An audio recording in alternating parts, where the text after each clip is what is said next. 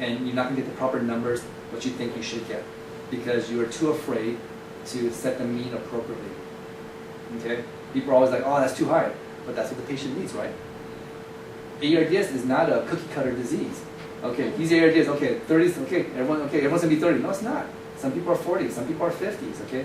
ARDS varies between patient and patient, okay? So we're all independent, and that's the same thing with the high frequency, it's patient dependent. So, we start at 21, we turn our FiO2 to 100%. Why 100%? Because you're expecting the patient to be in really bad condition, so Okay. you're gonna wean the FiO2. Okay, okay. So partially there, all right? Anything else about why 100%?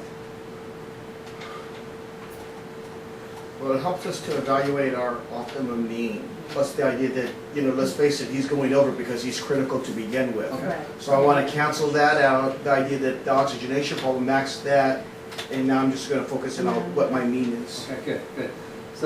So we want to max out our FiO2 at 100% because we want the hemoglobin to be saturated with everything possible. If I set my FiO2 at 50%, well, I'm only half saturated. How do I know I'm at optimal mean or not? You'll never know because you're not completely maxed out on your settings. So that's what I'm saying. By maxing out your FiO2 100%, then you ensure that you're giving everything you can FiO2-wise to that patient for the hemoglobin.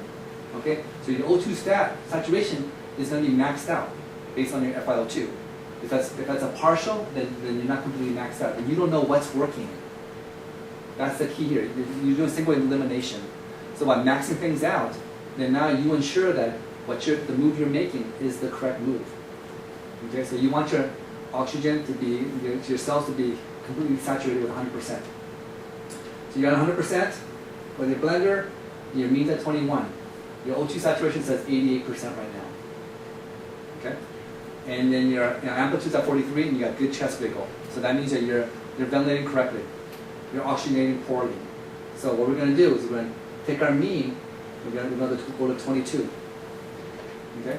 So when we go to 22, we're going to wait, for neonates, 2-3 minutes is perfect. Adults, 5-10 minutes it may take. So, adults, 5-10 minutes, and peds, okay? My mean's at 22, just fictitiously it's at 22. My O2 saturation says 89%. So what happened here? Why did my O2 sat go up? There you go. I just recruited part of my lower lobes. So those little stores down there, they're open up for business. So they get more traffic. So I go to 20, 23 now. Okay? My O2 sat goes to 90. What's happening? More and more stores are opening up because now I'm re-expanding those collapsibility units. Okay? So now there's more traffic, more business. Can I go more? Okay. Okay. I go to 24. My O2 sat jumps up to 93%. Whoa, that was a big jump. Okay. So now this is telling me that you're going the right direction. I go to 25. My O2 sat jumps up to 96%. Yeah, not bad, right? Okay. Now, here's the kicker. When do you stop? Okay. Okay. Are you guys happy at 96%? Okay. But what's our goal? Optimum. Okay, so have we hit optimum yet? Because remember, optimal peak states that we get the best peak with the best saturation with the lowest cardiac output. Have we achieved best saturation right now? Yes. We don't know. We don't know yet. We don't know. See, that's what I'm saying. Optimal is a very catchy word. Right. Have we hit optimal yet? No. We're still No, seeing because changes. we're still- There you go. But we're at 96%. Hey, I should be jumping up and down. Because earlier the patient was at 85%. Okay? If they increase, it'll see change. There you go. So I can challenge my patient and go higher. But if I don't want to, I can sit tight right here. Okay? At 96%, you can sit tight. If you're conservative and your doctor's conservative and they're not risk takers, okay, or they're just unsure, okay, you can sit tight right here and get a chest X-ray. So on the chest X-ray, we want to see the rib, the diaphragm at between 8.5 to 9.5 ribs. Okay, that's appropriate. Ideally, we'd like to see it at 9. Okay, but 8.5, 9.5, that's a good range. Anything past 9.5, 10, that's overextended. Okay, so we have to back off. But now, getting back to this question here, I'm at 25 with a saturation of 96%. You know what? I think my patient can do better. So I'm gonna go up to 26 on my mean, okay? Then my O2 sat goes up to 98%, okay? Okay, so which one would you rather have, 96 or 98? 98, because like I said, hey, higher the better, because higher the saturation means what can we do with the FiO2? Wean, okay? So now I'm at 26 with 98%. Can I go more, or should I stop? Okay, because like I said, do you know where optimal is? Not yet. So we go up one more. So I go 27. At 27, my O2 set drops to 95.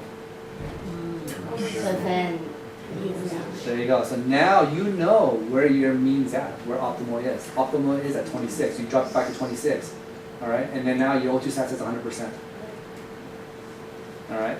So what you've just done is that you've gone through a peak study, okay, but using mean. So now you know where optimal mean is at 26, because now your O2 sat's 100%. Okay. Now that the lungs are fully recruited open, okay, everything's participating in the ventilation oxygenation process. Remember the dependent zones. Okay, patients somehow fowler. Okay, well it's all down here. Your lower lows are completely expanded. What can we do next? decrease your. There you go. Because remember, FiO2 is what's going to kill the patient if we don't wean. O2 toxicity happens 24 to 48 hours on anything higher than 60%. So now that we have our O2 sats 100%, well, guess what? Crank that puppy down, because remember, ARDS means that it's a stiff lung disease. Once the lungs are recruited open, there's no deficiency. There's no diffusion capacity issues. Okay, your AC membrane is intact, so everything's going to work properly. So you should be able to wean that FiO2 down. Keep coming down. All right. If they say, "Oh, that's too much," well, no, it's not too much. Because my O2 saturation says, as long as it's above 95, because normal means 95 to 100. As long as it keeps above 95, keep bringing it down. Then once you stabilize it, get a gas in a half an hour, 45 minutes, and then also get a chest in an hour, because you want to see now where your lung expansion is. Okay. So you get a gas. Your PO2 says, 100. And your CO2 says 50. Are you good? Okay. See, and it's for the adults. CO2 is kind of high, right? Because we want 35 to 45. So now that you got your lungs expanded to where it needs to be, we fix the oxygenation issues. Well, what can we do with the CO2 issues, the ventilation process? What's that? Yeah, so what can we do to the amplitude? Decrease. But have we assessed? The chest wiggle. Yeah, the chest wiggle? Because now the whole guy's legs jiggling. Okay? So we were so focused on the oxygenation portion, optimal mean, that we forgot to look at the ventilation process. So when this guy's whole legs shaking, what does that mean? We're doing really good. Yeah, we're doing really good. Okay? Too good. There you go. So now we can back off, okay, on the mean, on the amplitude, so that way we get just enough.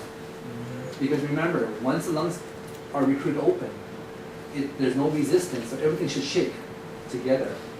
All right. So I apologize about that analogy. Is that your CO2 says 30 on 43 amplitude, not 50. So now we can readjust our settings again. So I'm going to readjust my amplitude down, so that when my thighs are jiggling only, not my leg. My FiO2s are wean. I'm at 26. Okay, so as I was able to wean my FiO2 down to 50%, I get a gas now. My gas says 738, CO2 of say 38, PO2 105 on 50%. Okay. So now, there you go. You're done. You never have to do anything else for that patient. You just sit tight, get a gas in 4 to 6 hours, make sure that your CO2 is not too low. Because remember, over time, what's going to happen to the patient's lung compliance? Is it going to get worse or get better? Get better. Yeah, we're hoping it does. But what happens if it doesn't get better, and we come back and we see that number, instead of 43, it says 39. There you go. Compliance got worse. So my power, okay, hasn't changed. So I'm going to have to increase my power to achieve the same 43s. That means my compliance is getting worse. But if I come back and my amplitude says 50 on a power of 6, then my compliance is getting better. So I better wean that puppy down because my patient's getting better. So this is how you set optimal mean. This is how you set optimal amplitude. Now after that, you just enjoy the ride. You know, you sit there, you know, it's like, say, now you're able to fine tune. That's all you gotta do. Right? Every day we get daily chest x-rays because we want to see if the lungs are getting better. All right, yesterday it was at 9. Today when we did an x-ray, it's at 10. There you go, we can wait because now the lungs are producing surfactant. So now the disease of ARDS is getting better. RDS is getting better, so they don't need that much support, so we back off. This is an active process every day, every hour. You know, every time you vent check, you assess.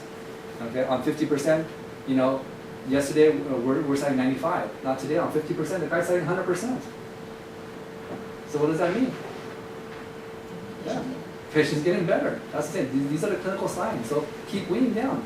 Once you get less than 40%, now you can come down on your mean because we're home free. Always remember one thing, okay? If I had to choose one parameter to tell me how this patient is doing, okay, oxygen, FiO2 is your number one indicator. Because remember one thing, you and I, we're all 21%, so we're setting 95 to 100. All right? If you get sick, I can give you supplemental oxygen to maintain 95 to 100. So 95 to 100 is an end result of what you're receiving. I can manipulate that number. Okay? But how much you use, we can't manipulate that. Based upon what you need, the body needs, that's how we give it. Okay? So once you see your FiO2 weaning down, okay, and you see your chest overexpanded, well, wean your mean, because now you know your compliance getting better, your AC membrane, the diffusion issues are resolved. So now we can start taking it down. And your blood gases says that your CO2 is 30, not 35 to 45. Well, guess what? Now we can wean on amplitude. Okay? So that's how we base our clinical decisions on blood gases and our chest x-rays when we deal with high frequency. Okay? Any questions? No? I know that was a lot. Okay? So I see smiling faces there, so that's good. All right? So let's do a review here real quick. So appropriate chest wiggle, okay? Air around the nipple below the umbilicus area for neonates. Okay? To the thighs for adults. Chest wiggle absent or becomes diminished. These clinical signs of decreased lung compliance. Okay? Clinical signs that ET2 or airways are obstructed, so make sure eliminate one thing at a time. Suction, suction, suction. Okay? Remember our enemy, okay, it's not the ventilator. Our enemy is secretions and atelectasis. Because those blockades is what prevents oxygen from flowing into the alveolar beds. So gotta suction and gotta minimize the atelectasis. Chest wiggle, bouncing or hyperactive, clinical signs that's increased lung compliance. Okay, if the baby's ready to fall, jump out of the bed, or the patient's leg is bouncing, it's like ready to, hey, wean. Don't be afraid. Chest x-ray. Okay, this is the only way that we can determine a proper expansion, okay?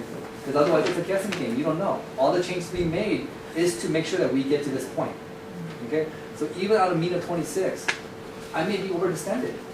Yeah, so if my mean's at 26 with O2 set 100%, and I did a chest x-ray and my ribs is at the 10th rib or 11th rib, well, I'm going to wean down my mean.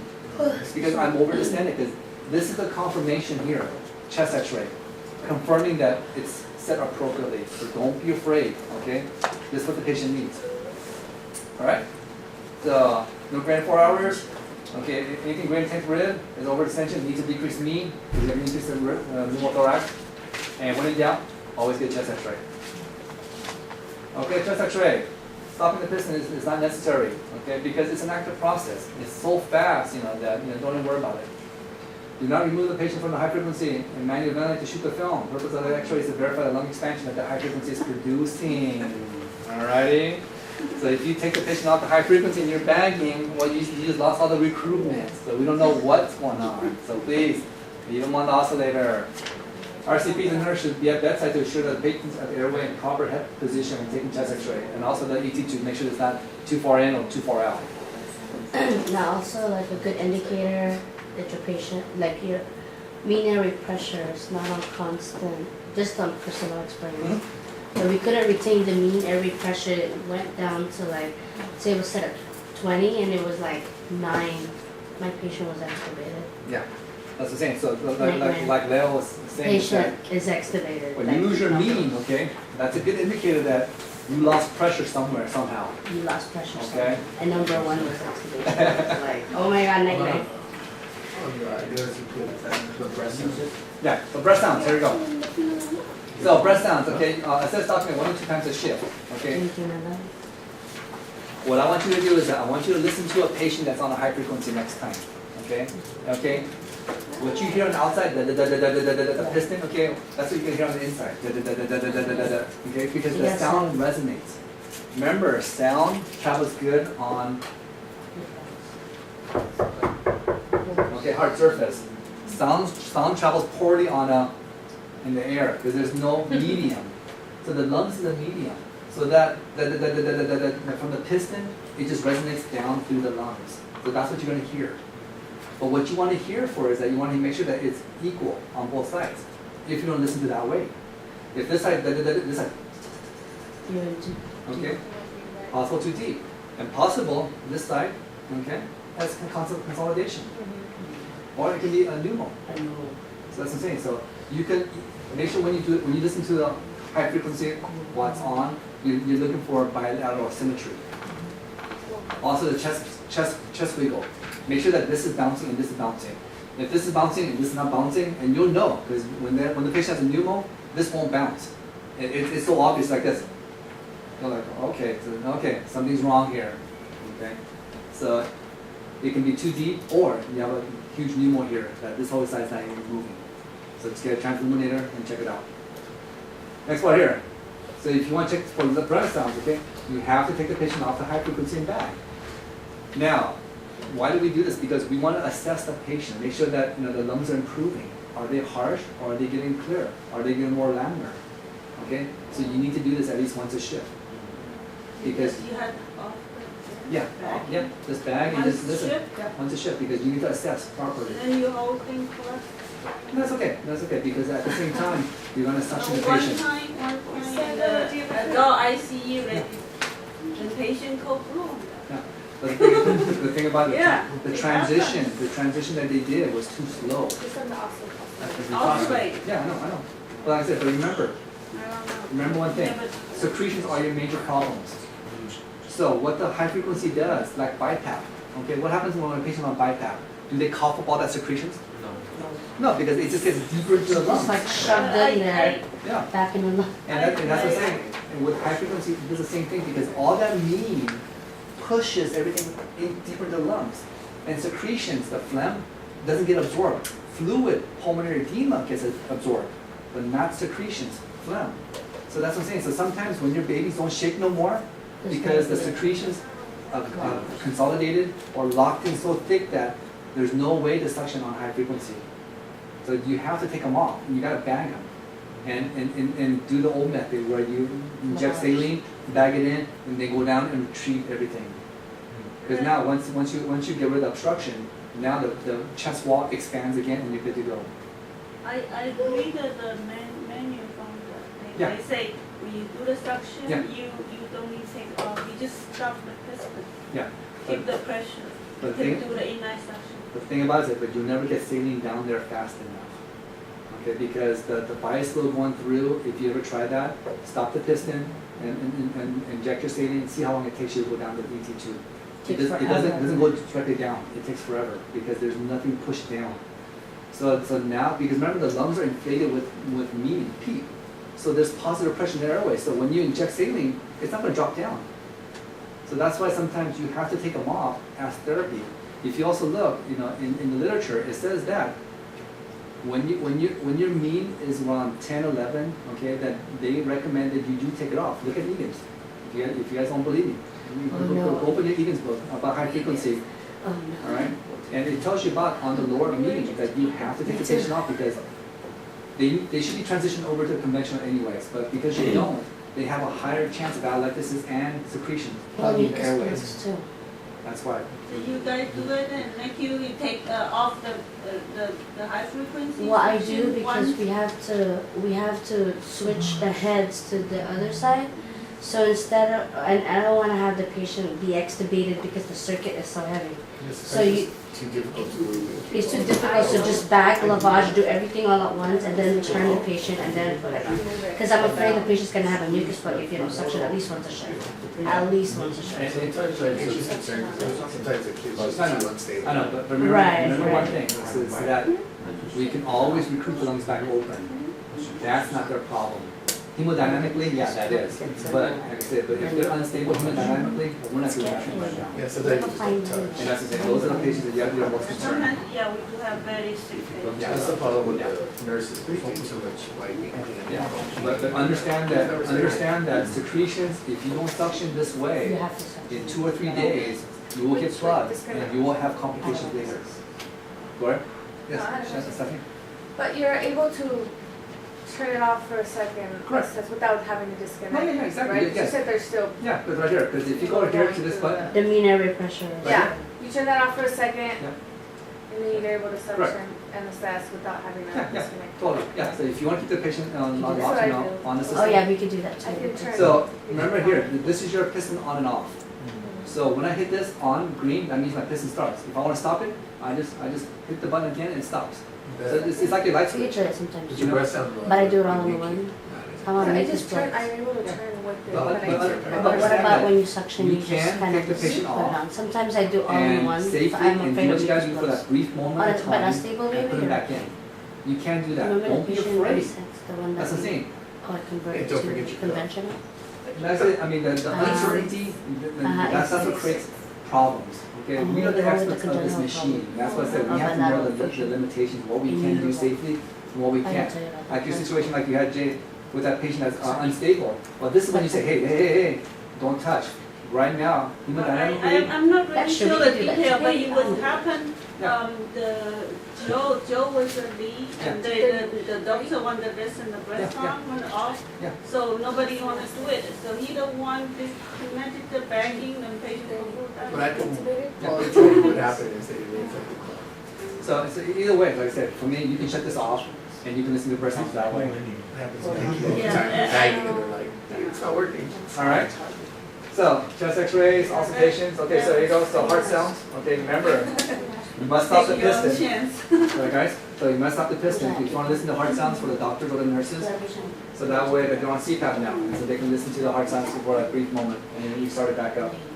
Okay. So remove the patient from ventilator made result loss of lung 1 and expansion due to recruitment. So potentially you're going to have that, but we're doing that for a purpose to remove the secretion. We're not doing just for the heck of it. So there's always got to be a reason why we're doing what we're doing. All right, so verify chest we go. Chest X-rays. All right, serial chest X-rays. Cardiac function. Remember, all that positive pressure mean is going to compromise your cardiac output. If your heart's weak, you're on levofed, dopamine, the vitamine. Okay, It's like this blood pressure. it's gonna compromise. So if you have a weak heart, well, guess what? You know, patient's not gonna do well because remember, if the patient has no perfusion, okay, guess what? Then their saturation is not gonna improve. So whatever you do, you're never gonna get the results you want. So that's what I'm saying. So sometimes you have to back off, and that, like we did the optimal mean. You know, once we find our peak, okay, now I backed off. And sometimes when you're desaturating, okay, and our natural intention is to do what? Go up. Because, no, we lost our oxygenation, so we must be de-recruited, so our natural instincts go up on the mean. But if you go up and you don't see a result, go down. Go down. Okay? And matter of fact, if you suspect that, you know what, I have too much mean, guess what? Take your patient off the high frequency and back. I've done that already. You know, because we went one way, I'm like, you know what, this doesn't make sense. So you know, so we bagged the patient. And guess what? Once we bagged, his O2 sat came up, and I knew exactly we're over-distended because his lung compliance isn't that bad. Once you understand where your compliance is, then it makes the problem a lot easier to solve. But if you don't know where your compliance is, then it makes it difficult. And that's why there's certain things that you can do safely. And even if you take off, the lungs collapse. Why? Well, we can bag more. Understand what we can control. So once we take the patient off, O2 sat came up. Now I know, so I cranked the mean down, and then I restarted my optimal mean study from 100%. Set it lower, and I redid that test. It only takes about 5-10 minutes, okay? And patients won't get O2 toxicity in 5-10 minutes. I know NICU, oh my gosh, the ROP. What doesn't happen in 5-10 minutes? Okay, it happens over, like a 24-hour period when you go crank the baby up every time you desats. That's ROP. Okay, so that's what I'm saying. Understand, what causes what. All right, TCOM. Okay. So trending. Okay. This is how we verify. So when you get a blood gas, make sure you record your TCOM number, so that way you can kind of verify, what you're doing. This is a trending device. If it goes up, that means our CO2 is going up. If it's going down, that means our CO2 is going down, so we can read or advance our settings. Suctioning. Is TCOM working adult you or no? What's that? Is the TCOM used for adult or? Oh yeah. What? Yeah, it works. Sometimes they put the Oh, yeah. Yeah, just like that patient in the adults, we have them on a TCOM as well.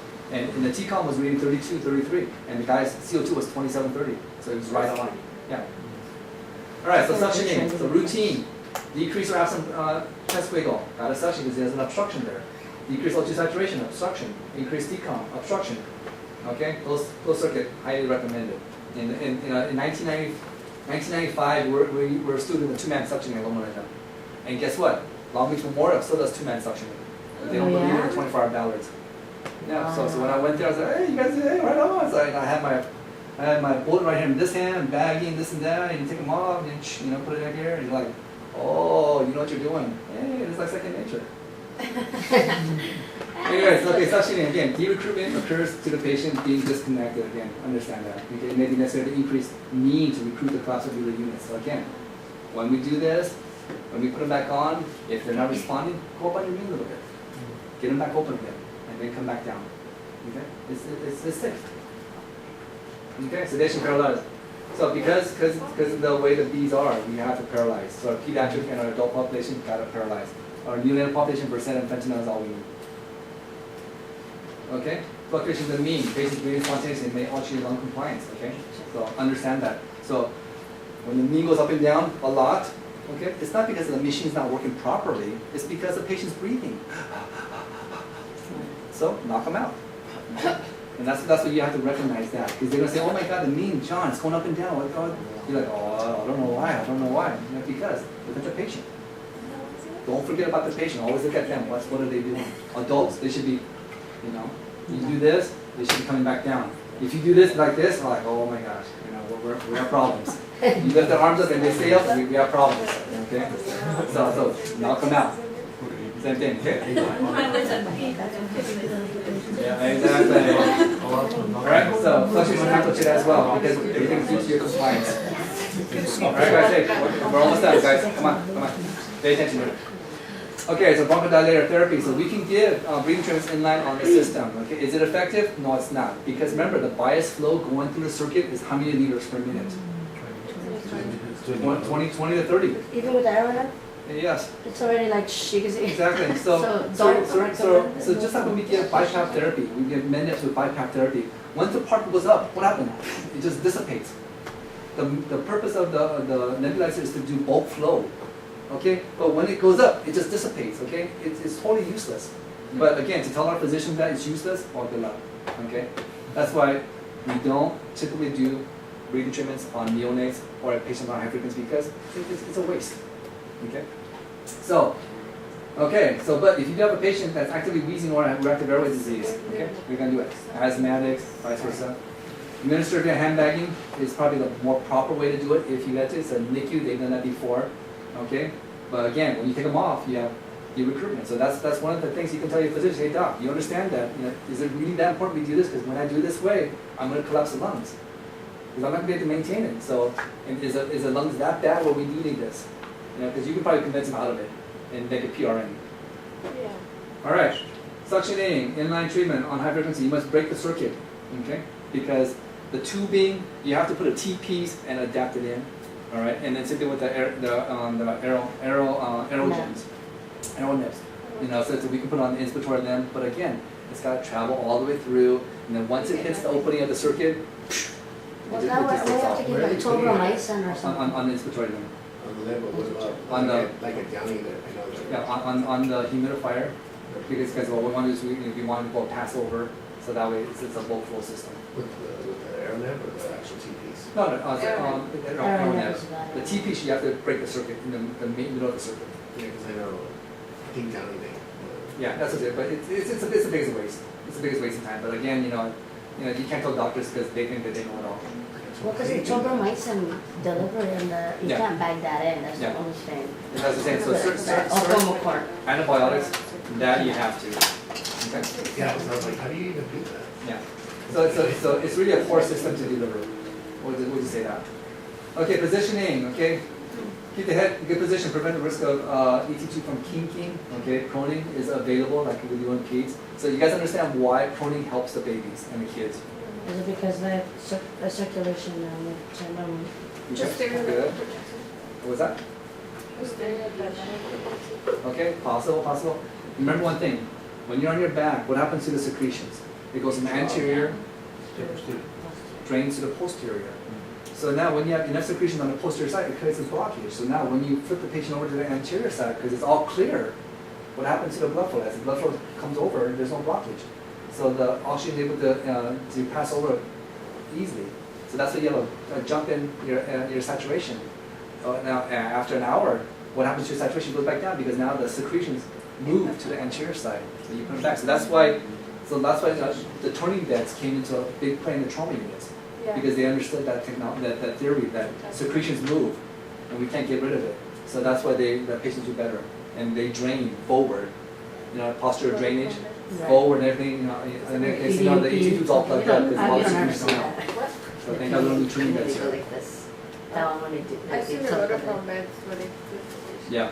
That's cool. Okay. That's a little baby. I guess this is it. Okay. All right. Yes, any questions? No, sir. No. Okay, so I know this was a lot of information, like I said, so the handout, we'll be getting you guys a handout, so those of you who attended, you'll get one, okay? I'm adding some more modification to the titrating and also the setting optimal means, so it gives you a good guideline, okay? Good to have. All right, so those of you guys, see, Shirley, do you have the oscillator upstairs? Yeah. Okay, and, okay, so